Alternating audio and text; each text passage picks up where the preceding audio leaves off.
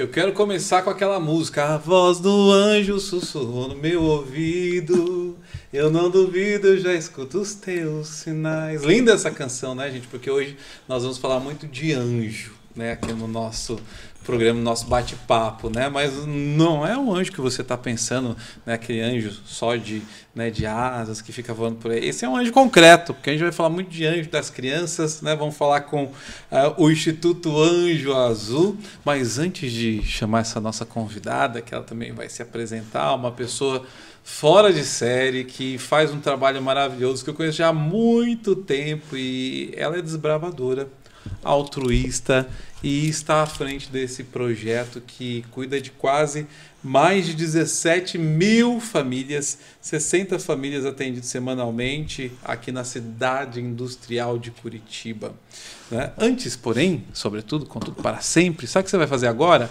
Compartilha, chama o pessoal para assistir, compartilha esta apresentação, dá like, para motivar também para que outras pessoas possam fazer o mesmo, ser pessoas que, em meio a tanta indiferença, faz a diferença, faz o impacto social e a transformação social na comunidade onde vive. E é isso, né? Por isso que aqui no nosso bate-papo de hoje eu quero então agradecer desde já a presença da Fernanda Rosa, que é presidente e fundadora do Instituto Anjo Azul. Seja bem-vinda, Fernanda. Obrigado, boa noite, obrigada pelo convite, é uma satisfação estar aqui com vocês. Que bom, que bom.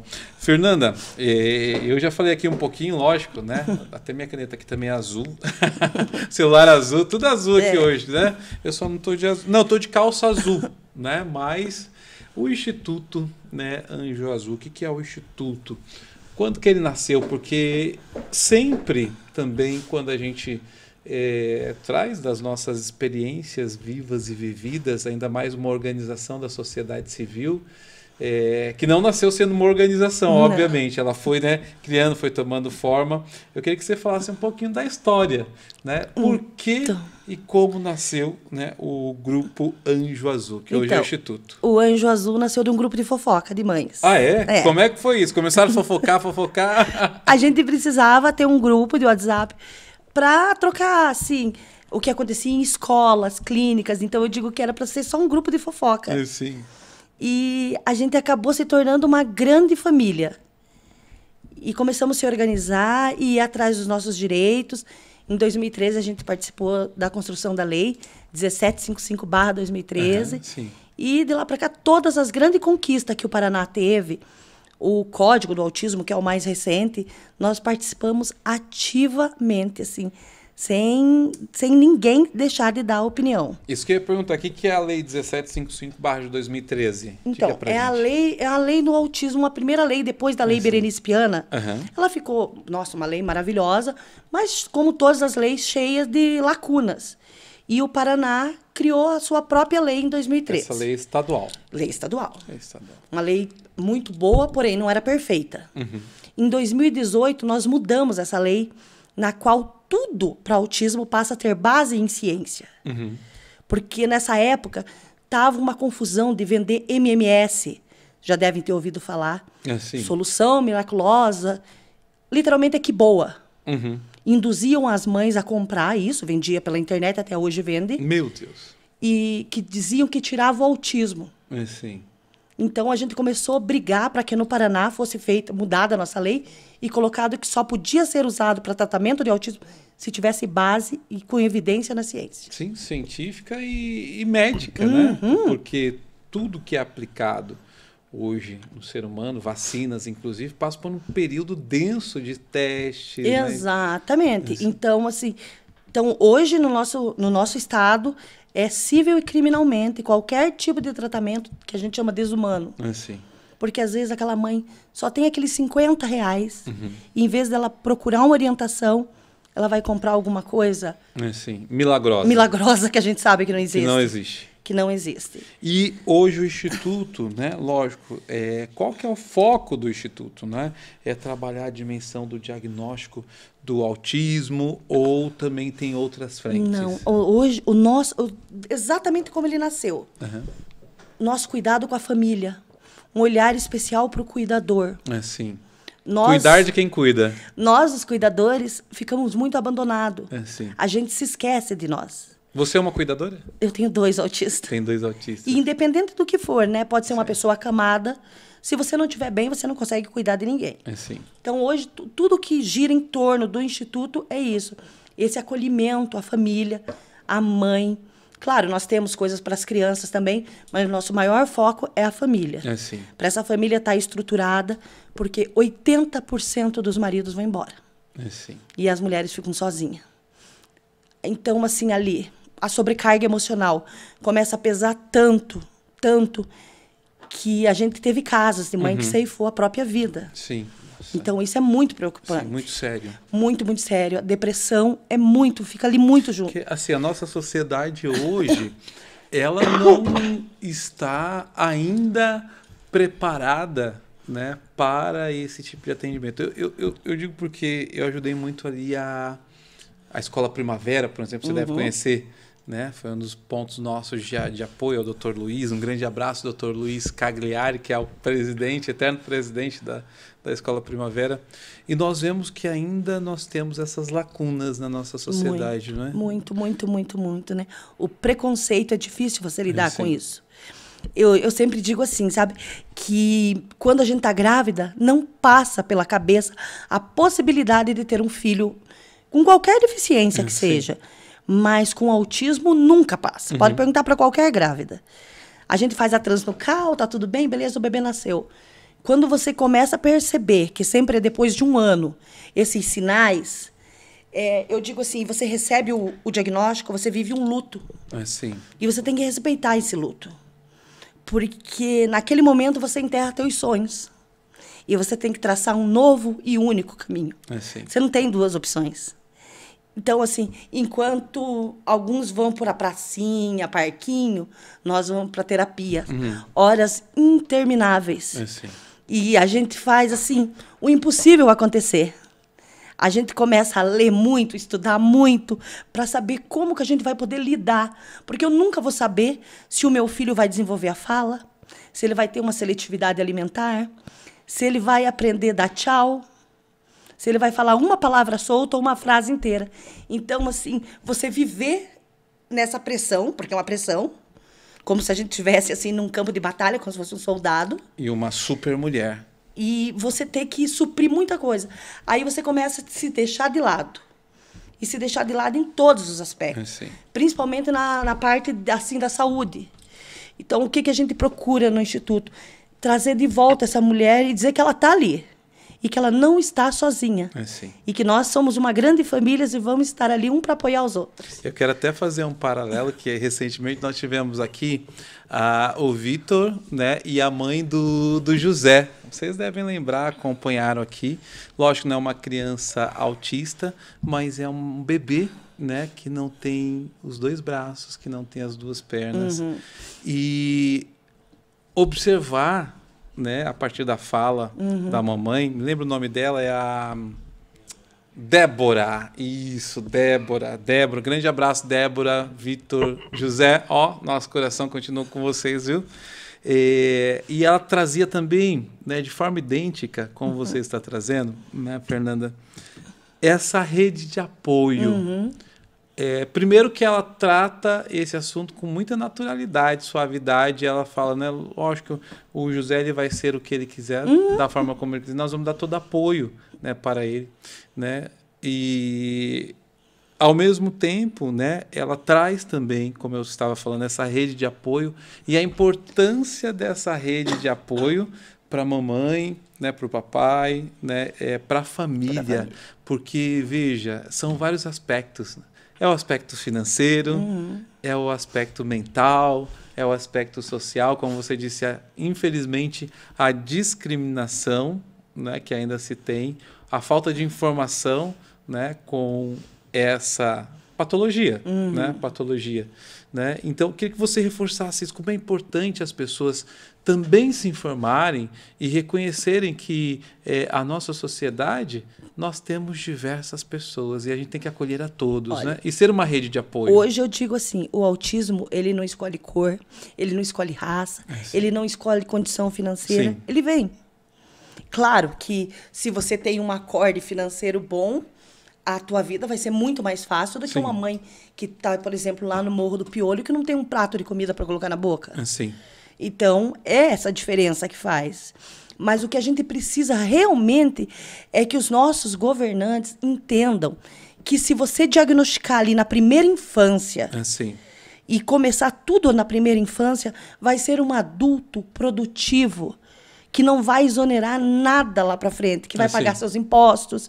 Essa é uma grande briga nossa, para que tenha ali o diagnóstico precoce. É a nossa briga maior, é o diagnóstico precoce. No teste do pezinho já não é feito, não? Não consegue, porque também é muito recente. Você falou que tem que ser mais ou menos em torno de 1 ano. Não consegue porque cada autista é único. Sim. Então, tipo assim, você precisa de uma equipe multidisciplinar para fechar um diagnóstico. Sim. Então, assim, é muito complexo, né? Geralmente, uma criança, bem antes, assim, eu digo pelo meu filho que hoje tem 17 anos, não fala até 1 ano e 2 meses, nada. É normal, porque o tio falou com 3, falou com coisa. Não é normal. Uma criança com 1 ano e 3 meses que não fala, no mínimo, umas 15 palavrinhas soltas, 10 palavrinhas soltas. Escuta aí, você tem que procurar uma ajuda. Isso é bem importante. Brincar de forma não convencional. Em vez de fazer assim, movimento com o carrinho, virar e ficar girando a rodinha. Uma criança muito boazinha. Não existe uma criança que você coloque ali sentadinho e fala, você fique 1 hora. Não existe. E às vezes isso no autista existe. Então, assim, são sinais de alerta que passa despercebido. E daí, geralmente, é na escolinha. Você pode ver que é a professora da creche que fala, ai, mãe, procura alguma coisa. E daí, quando vem, a aceitação é a pior parte. Aquela parte que você diz do luto, né? A família não aceita. Eu sempre dizia assim, gente, não existe meia grávida, não é verdade? Ou é ou não é. Exato. Então, assim, é igual no autismo. Ou você é autista ou você não é. Então, uma meia conversa não existe. E isso é difícil a gente colocar na cabeça, tanto de alguns pais, alguns familiares, e até mesmo da sociedade, que julgam. O julgamento é a pior parte para nós. Esse olhar, né, que julga, que discrimina, né? Eu vejo por tantas, né, situações, né? Lógico, aqui nós estamos falando da pessoa autista, mas também de outros segmentos da sociedade. O quanto isso é maléfico, né? Como que é? E impacta, né? Então, você que está nos acompanhando aqui, né, no nosso podcast, e também olhando nos canais, né, pelo YouTube, em suma, né, pelo Instagram, pelo TikTok. Gente, assim como dizia a Débora e está dizendo, né, a Fernanda para a gente, vamos ser mais leves. Vamos olhar com o olhar da empatia, se colocar no lugar. Se colocar no lugar do próximo. Você sabe que aconteceu uma cena bem inusitada, uns 2, 3 anos atrás, com a minha filha, com a Maria? Eu estava com ela no mercado e ela chegou perto de uma menininha. E a Maria, bem loirinha, chegou perto de uma menininha assim, bem negra. Ela falou, mãe, vem aqui. Eu falei, o que foi, filha? Ela falou assim, eu encontrei minha irmã gêmea. Olha que lindo. Porque elas estavam com o mesmo vestido. A mãe da menina ficou tão encantada. Tipo assim, ela falou, eu encontrei a minha irmã gêmea. E passaram uma meia hora brincando junto. Então, tipo assim, o autista não tem essa maldade que o ser humano tem. Eles não têm preconceito de nada, de ninguém. Tipo, cumprimentam todo mundo. E eu acho isso, assim, tão bom. Por que a gente perde isso, né? Exato. Todo mundo é igual. Para o meu filho de 17 anos, todo mundo é igual. Eu tive várias experiências. Eu vou te contar uma bem rápido, né? E depois conto outra, porque nós tínhamos um coral aqui em uma igreja na região, né, dos bairros aqui de Curitiba, e abrimos a inscrição, né? E aí nos surpreendemos com uma mãe com uma menina autista, né? E ela queria muito cantar, só que aqui você já mesmo explicitou todas as imitações que tem, a fonética é diferente, né? O maestro não queria aceitar. Mas aí nós falamos, eu encontro o grupo gestor, não, o senhor vai aceitar. Claro. E não vai fazer teste, né? E era a primeira que chegava em todos os ensaios, participava de todas as apresentações, e a mãe dela depois trouxe uma informação importante, que o comportamento, né, também dela tinha mudado em casa pelo fator de estar participando do coral. né? É esse tipo de coisa que enche a gente, né? Sim. Você depois pode procurar. Existe um rapaz, tem uns 40 anos mais ou menos, o Saulo. Sim. Ele é um tenor autista. Sim. Eu já vi muitas cantando. Eu conheço, eu sei quem que é. Cantando Ave Maria, mas igual o Saulo. Sim. É uma coisa assim impressionante. A gente está tentando trazer ele para fazer uma apresentação aqui em Curitiba. Muito bem, para a gente ver o quão é importante, né? Abrir o coração e, lógico, né? Vai ser uma criança, um adulto, vai estar dentro, vai ser diferenciado, mas não pode deixar de não aceitar, de não acolher, de não amar. Exatamente, né? Porque a gente não sabe o potencial, né? Exato. Nós não sabemos o potencial. E tem outra situação, né? De também, da mesma segmentação, aí um rapaz que veio, né? Me abraçou e estávamos num restaurante, me beijou. Né? Gente, e eu fiquei assim, eu falei pro pai, pode deixar. Eu já tinha visto, né? Pode deixar, né? E perguntando. Então, eu acho que é isso que a gente precisa, né? Empatia, né? Empatia sempre, né?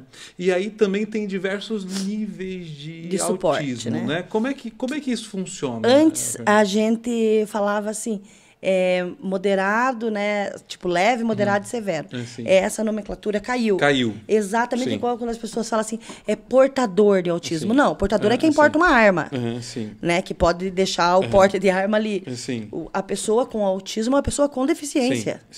Então, qual que é a terminologia correta que eu devo tratar? Né? Pessoa com deficiência, pessoa autista. Nunca portador, porque ele não porta, né? Sim. E aí, nesse sentido... Hoje a gente diz assim, nível de suporte 1, 2 e 3. O que seria? O nível de suporte 1 seria aquele que a gente diz assim, que tem uma autonomia praticamente total. Sim. O nível 2, às vezes, já vem com alguma coisa junto. Sim. Claro que o nível 1 também passa por um monte de questões sensoriais, um monte de coisa, mas não é tão afetado quanto o nível 2 e o nível 3, que muitas vezes daí vem acarretado com um monte de CID junto. Um monte de outras comorbidades. Quando você fala CID, né? São comorbidades. São comorbidades. Epilepsia e assim por diante, sabe? Um monte de outras coisas. Deficiência intelectual. Que requer quase do pai, da mãe, do cuidador, uma atenção quase que 24 horas. Completa. 24 horas. 24 horas. A gente vê casos aí, autista amarrado.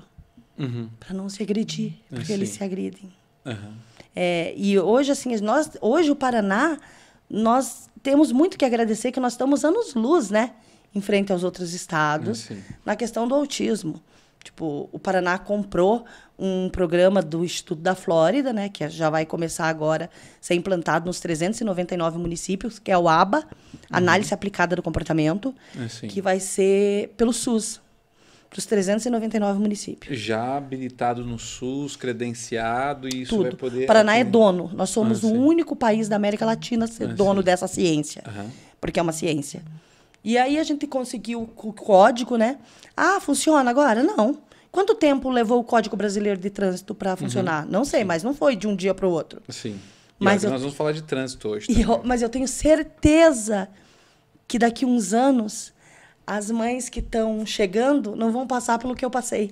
Porque a gente já abriu o caminho para elas. Você já vai ter trilhado e deixado também, né? Eu sempre digo assim, nós fizemos parte da história do autismo no Paraná, né?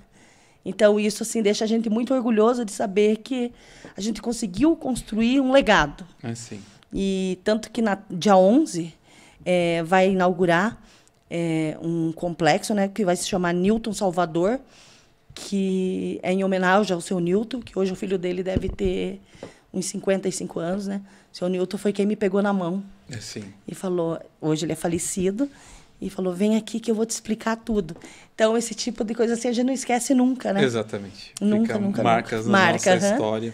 E tem uma coisa também bem importante que eu queria te perguntar, Fernanda. Hoje, nós temos uma campanha que está, né, naquela, eu não sei como é que chama o nome correto, mas nos crachás. O cordão de identificação. O cordão de identificação. que geralmente o do autismo são... E também do estacionamento, porque parece que tem também já hoje estacionamentos específicos. Mas lembrando que a questão do estacionamento é para autista que tenha problemas de locomoção. Sim, não para todos. Não, tipo, os meus filhos não precisam. Sim. É uma injustiça eu ir lá e fazer uma carteirinha. Sim.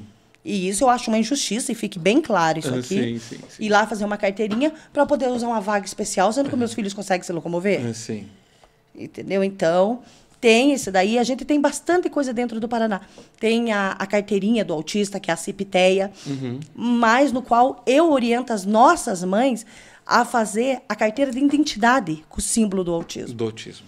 Eu acho, assim, que daí tem validade em todo o território nacional, enfim.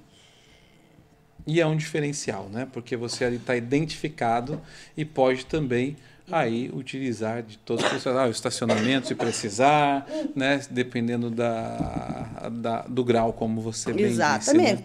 Bom, quais são os sonhos daqui para frente do Grupo Anjo Azul, né? E é porque você falou de todo esse processo histórico. Eu lá atrás conversava bastante com a Fernanda, né? Quando, não sei se ela lembra. Lembra, né? Porque ela buscava tanta questão do estatuto, de ter este apoio, essa rede, e de pessoas também beneméritas que pudessem ajudar, né, nessa estrutura. Então, hoje o nosso sonho, que não é só o meu, é que cumpram com a palavra com o que nos foi prometido. Não vou dar nomes aqui, senão daqui a pouco eu saio processada. Para a gente poder ir vamos evitar. Para a gente poder ir para um lugar maior sim. E a gente dobrar o nosso atendimento. Sim, porque hoje são 17 mil famílias e mais de 60 famílias atendidas por semana. Hoje nós temos uma parceria muito boa com a Universidade, a Unicuritiba, do qual lá eles têm a parte psicológica também, que atende as nossas mães. Muita coisa assim a gente consegue demandar para eles. E nós temos lá no Instituto Amanda Bueno, a doutora Carolina, que são as psicólogas que atendem nossas mães, que eu sou muito grata a elas. Que eu digo assim que é só gente boa, né? Doutora Carolina, a doutora Amanda, nosso coração para vocês, viu? Olha. Que a gente consegue trazer nossa parte jurídica também. Sim. A gente tem assim tudo muito bacana que a gente consegue e que a gente possa conseguir cada vez mais trazer pessoas boas para se juntar a nós, né? Porque hoje o Instituto sobrevive literalmente de rifa, camiseta e de algumas empresas que ajudam muito nós, como a Zolha, a Mille. Então, assim, eu sou grata a eles que continuem, né, ajudando para que a gente possa ajudar mais pessoas aí. E lógico, aqui embaixo também vão ter os contatos para você entrar, né, lá no site, no Instagram, né, do Anjo Azul, né, e se transformar um anjo também. Exatamente. Porque eu digo assim, não é você impactar 1 milhão de pessoas, é você impactar uma vida. Sim. Você impactou uma vida, você não tem noção da diferença que vai fazer. Imagino. Né? E cumprimos a nossa missão. Enquanto pessoas boas, pessoas éticas, né? Porque muita gente fala de moralidade, né? Mas moralidade começa na ética. Você ser uma pessoa que ajuda a sua sociedade. Exatamente, sem esperar nada em troca. Exato. E como é que as pessoas podem contribuir, se engajar no Anjo Azul? Olha, lá a gente precisa de tudo. Eu digo assim, nós temos bazar, às vezes a pessoa tem uma roupa, um móvel que não quer, a gente precisa, tudo. Nós somos uma rede bem grande. Sim. E assim, tudo é muito bem-vindo. Muito bom. Voluntários é muito bem-vindo. Olha aí, Diácono, vamos colocar todo o nosso povo, né, lá como voluntários no Anjo Azul. Hoje a gente tem uma porta muito aberta na segurança pública também, né? Sim. Tem que agradecer muito o Coronel Hudson, que abriu. Coronel Hudson, né, secretário de Estado da Segurança Pública. Ele abriu para a gente entrar.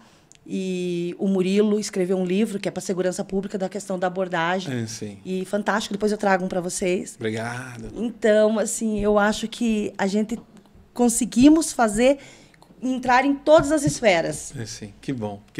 E a gente fica muito feliz, né, por você, Fernanda, pela organização, pelo trabalho que vocês realizam. Gente, é a organização não governamental, organização da sociedade civil e que precisa de apoio, né? Nós vamos lá depois, viu?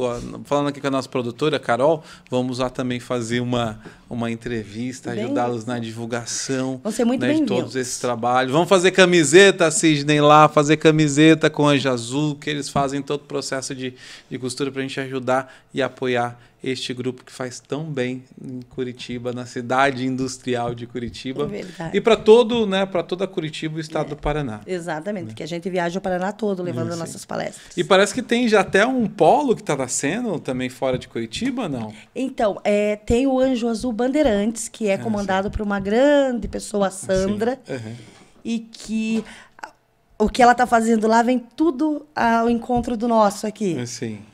Que ela tem um grande sonho de construir lá moradias assistidas. Muito bom. Né? Casas lares também. Né? Isso, vai ficar. Eu tenho certeza que vai dar certo. Vai dar certo, já deu. Força, ânimo, coragem, luta, resiliência e persistência sempre. Obrigado, viu, Imagina, Fernanda? eu que agradeço pela oportunidade e agora aguardo vocês lá. Assim, uma alegria. Para tomarmos um café. Bora lá. Gente, olha, sabe aquela pessoa que gosta de fazer um trabalho voluntário, uma pessoa que é filântropa, uma pessoa que, né, também gosta de fazer e apoia causas, né, sociais, está aqui. Né? Acabamos de conversar, né, com a Fernanda, presidente, né, fundadora do Instituto Anjo Azul, né? E aqui, olha, você já tem o teu voluntário lá, conta comigo. Tendo evento, tendo rifa, né? Pode fazer, nós vamos ajudar. Nosso próximo evento agora é o Almoço das Mães em maio. Opa! Não vai ser no dia 9 não, né? Não, a gente faz depois. Que bom, aí eu posso participar porque tem uma data muito especial em maio que é meu aniversário. Um dia antes do Dia das Mães, né? Então, né, a gente faz depois, olha, daí nossas mães conseguem participar. Pode contar conosco, estaremos lá com você. Gente, beijo, compartilha, like. Entra aqui, entra também na rede do Anjo Azul, no Instituto, né? No post, compartilha, quando tiver o almoço, participe, porque vale a pena ajudar, vale a pena fazer o outro também feliz a partir da nossa realidade. Exatamente. Obrigada, eu que agradeço. Tchau. Fiquem com Deus. Força!